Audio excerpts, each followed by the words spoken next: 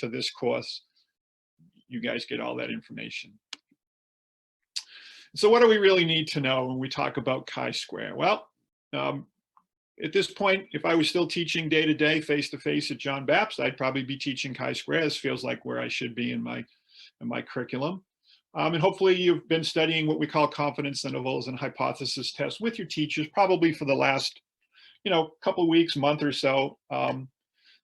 So when I get here, most of my kids will say something like, boy, this feels, Mr. Murphy, an awful lot like what we've been doing.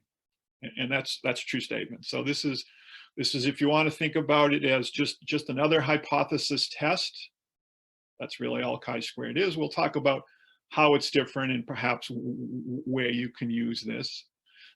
In this unit, there's no confidence intervals. So we just have hypothesis tests. And so again, many of my students would say something like, well, boy, it feels like there's only half as much work, Mr. Murphy, in this unit as the last couple of chapters. And that is a correct statement. So for chi-square, we're just going to talk about hypothesis tests. We do not do confidence intervals with chi-square, at least in this course. So for the next 4 or 5 days, when Luke and I are doing chi-square, there's just one formula for all of chi-square.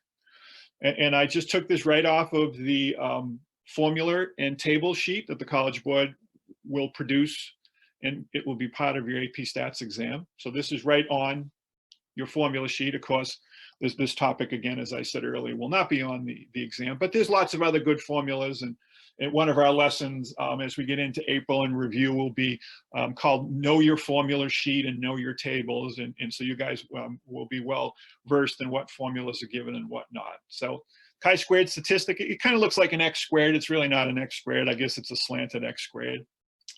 Equals the sum. So sigma, we're going to add up. In the numerator, we have the parentheses observed minus expected, and we square that. So the numerator is always going to be positive.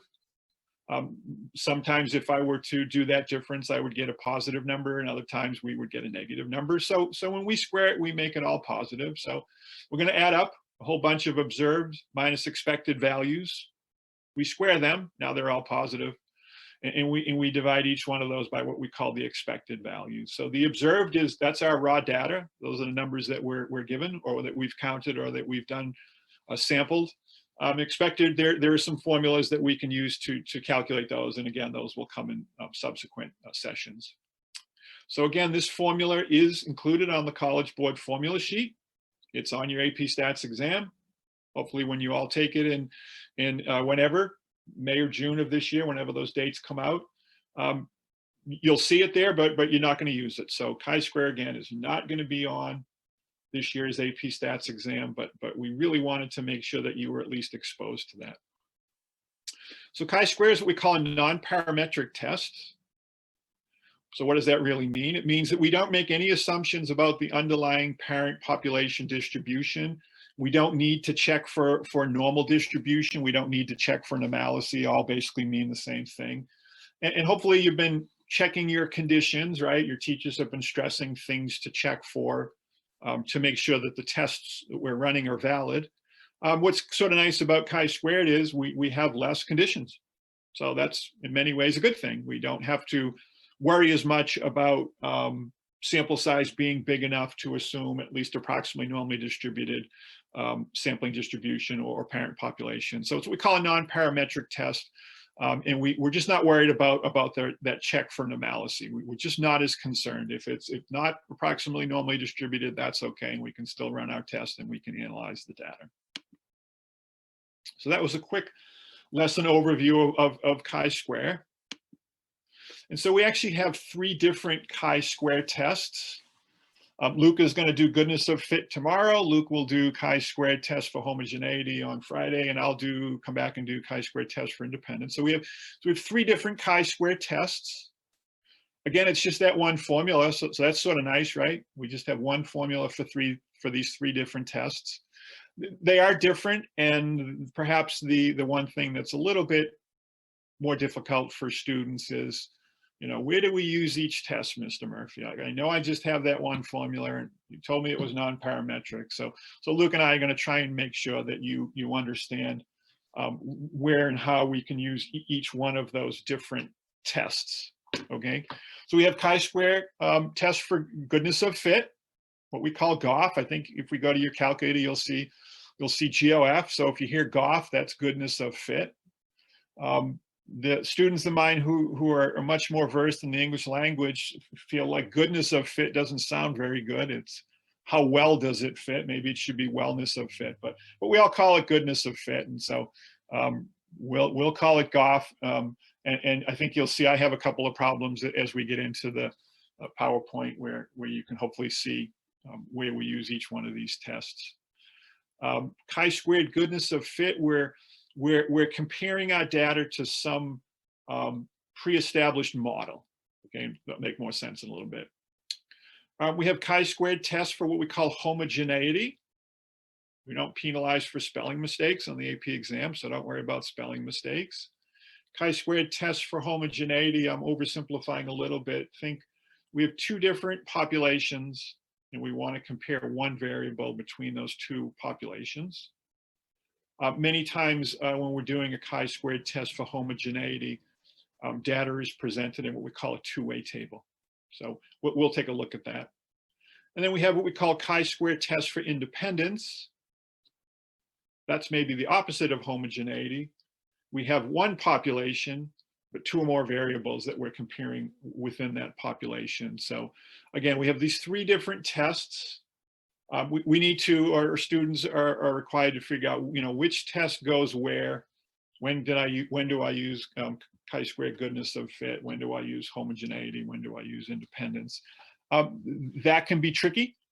And I say to my students, when in doubt, just put chi-square down, chi-square test, and then try and put all the other information that we're looking for, and don't stress over it. But probably the hardest thing, and we'll practice this next couple days, is figuring out what test to use, and then coming up with the null and alternate hypothesis, which is almost always in words, so that may be easier than using the correct statistical nomenclature symbols.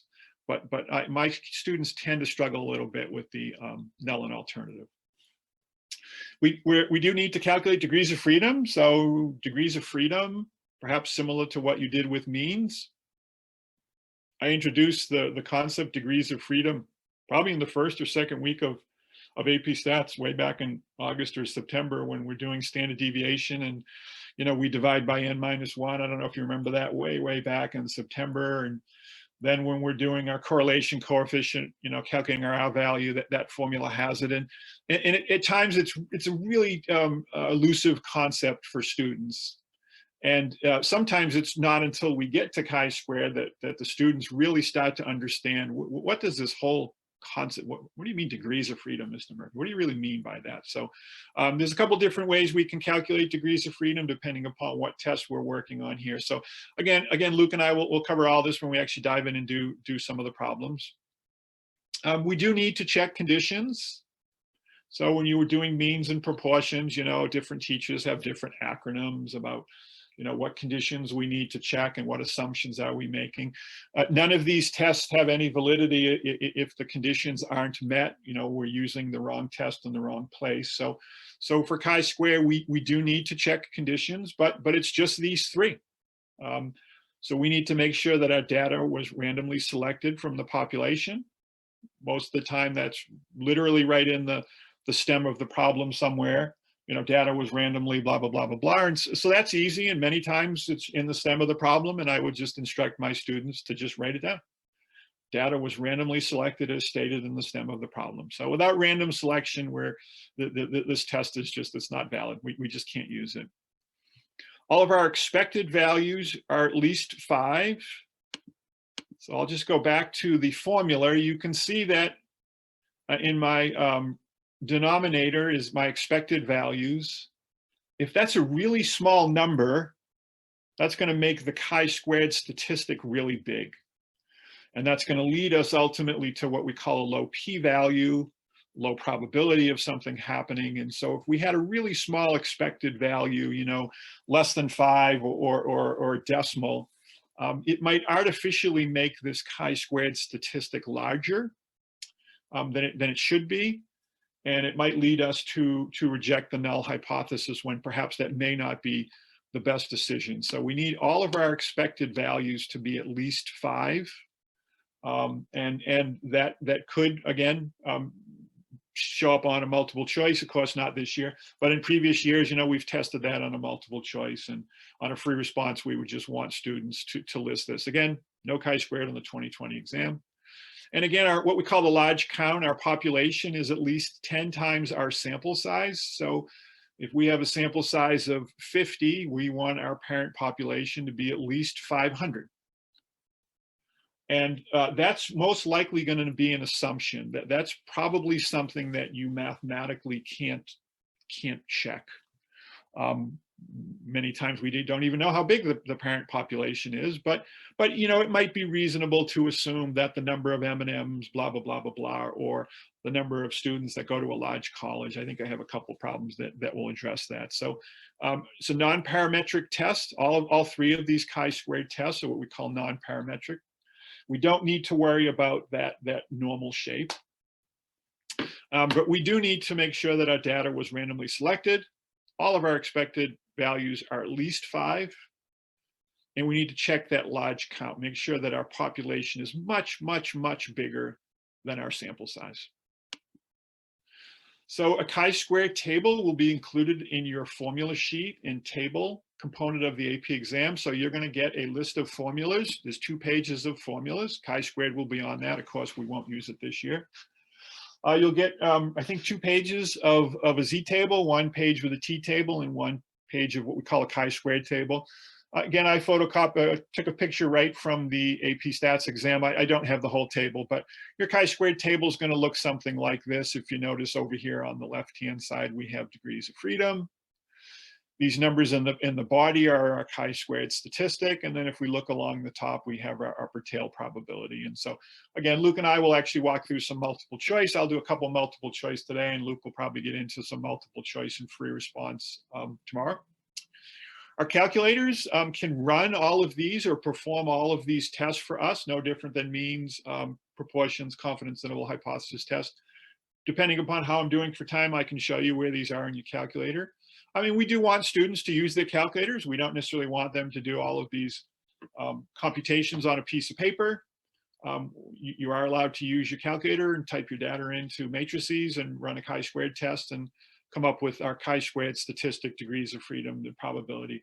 Again, hopefully you were studying this before a school was out, and some of these concepts hopefully make sense. But you will have a chi-squared table on your AP Stats exam, and you can and should be using your calculator for any problem that you see fit, or any problem that's applicable. So let's actually look at a couple of AP problems, and let's see if we can figure out why these might be different than a mean or proportion problem. So if you've been studying hypothesis tests, let's take a look at a problem and see how this may be different. Okay. So let me give you just a minute or so, a couple, 30 seconds to just read through this problem. And then we'll go through it. And I won't actually run the whole test, but I just want to show you what a chi-squared problem could look like. So I'll give everyone 30 seconds or a minute, read through the problem. I'll read through it as a group. And then we'll talk about why and how is this different.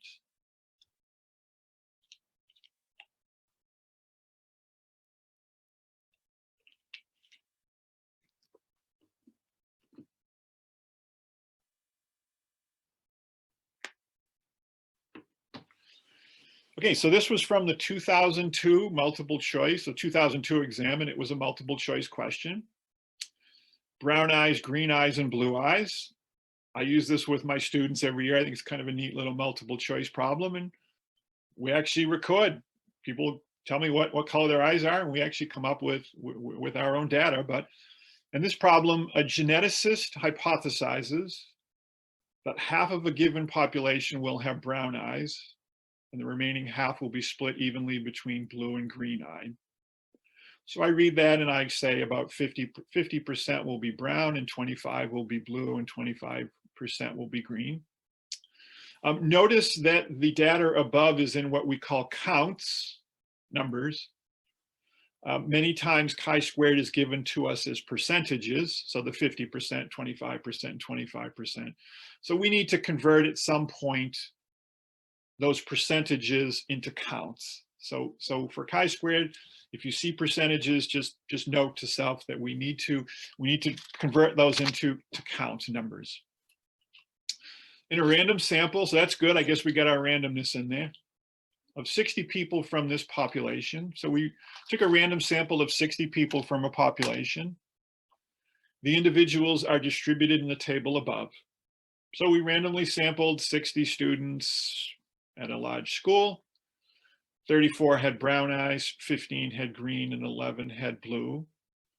Those are what we call observed. So that's the actual data values. So those are our observed values. If my math is correct, 50% should have brown eyes, so 50% of the 60 would be 30. So I would expect to get about 30 brown eyes. 25% of the 60 people would have green eyes, so well, there's the 15. So we observed 15. We would expect 15, whereas brown we observed 34, and we expected 30. For blue eyes, again, 25% of 60 would be 15. So we observed 11 students had blue eyes, and we expected, or we thought we would get about 15. So I would just say to my students, how does that feel? Do these numbers look reasonable? Are they close? And we sort of get a good discussion going. This is day one of chi-square. They don't know how to run the test yet, and I don't expect them to. So we have some data that we collected. We have 60 people, 60 data points. And in goodness of fit, we're comparing that to some model, some determined model. And so in this case, it was the 50% brown eyes, 25% green, and 25% blue. So this feels like a goodness of fit to me. I have some observed data, and I'm comparing it to a predetermined model. So how does this feel different? Well, up until now, we had one sample, and then we went to two samples, but we've never really been able to deal with three different groups or categories, right? Up until now, we've been sort of limited by what we call one sample and two sample. And I guess with chi-squared, we can have multiple. We could have 10 colors of different eyes. And so chi-squared sort of opens up the door to potentially more scenarios where we don't have just one or two samples. We in this case have three different groups or three different categories. What is the value of the chi-squared statistic for the goodness of fit test? Again, we won't actually run the test. I just want to sort of throw this problem out and show you how maybe it feels different, and that's a good thing.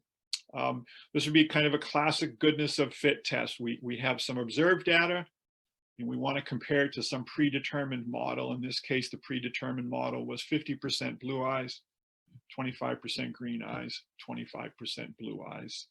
Again, percents, many times we have to convert those over to counts, raw numbers.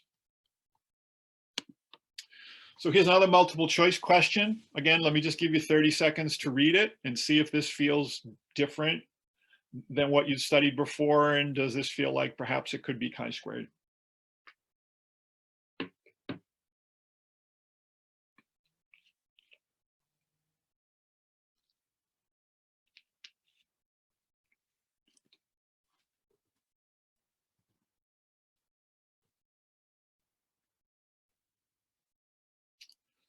Okay, so this was from the 2007 table below.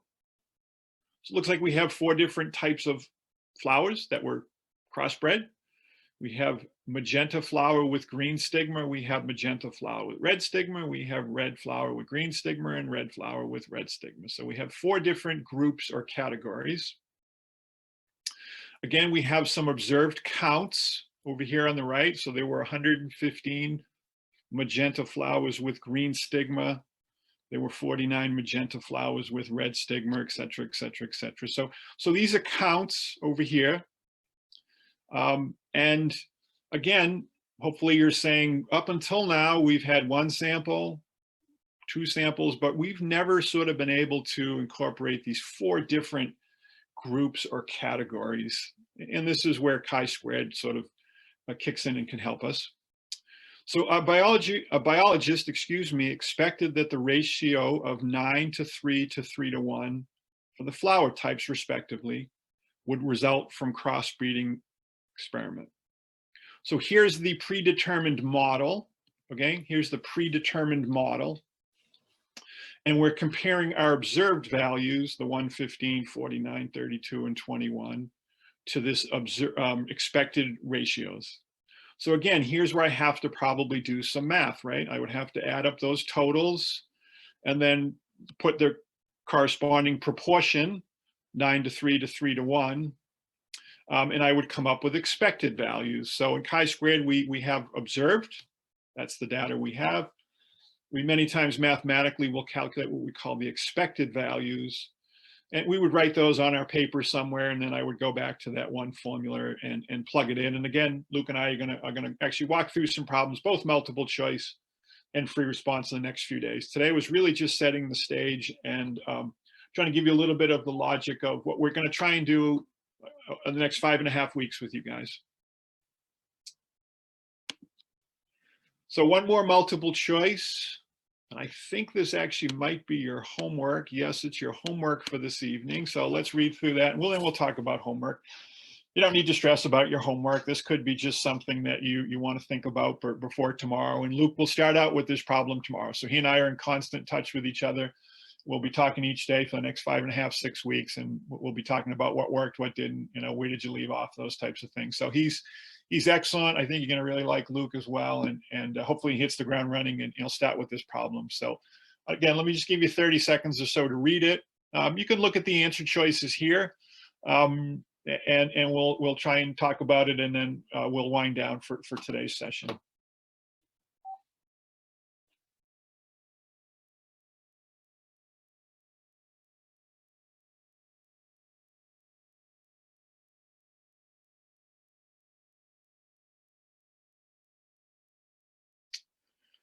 Okay, so 2012 exam, multiple choice question number 30.